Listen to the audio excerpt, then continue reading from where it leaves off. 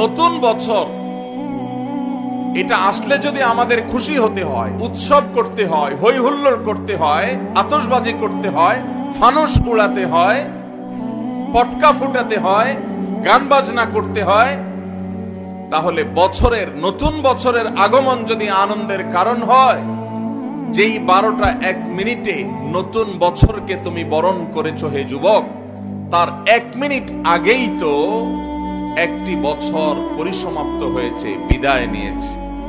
বছরের আগমন যদি তোমার আনন্দের কারণ হয়, তাহলে বছরের বিদায় কেন তোমার বেদনার কারণ হয়নি?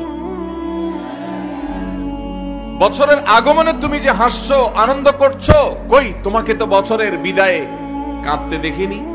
তোমার এই ইলজিক্যাল, তোমার এই অযৌক্তিক, তোমাদের এই হাস্যকর বাস্তবতা বিবর্জিত এই চেতনা, এই বিশ্বাস, এই কালচার, এই সংস্কৃতি, এটা এ মাটির নয়, এ মাটির মানুষের নয়। এখানকার মানুষের কালচার এবং সংস্কৃতির সাথে এই 31st নাইটের কোন চুল পরিমাণ সম্পর্ক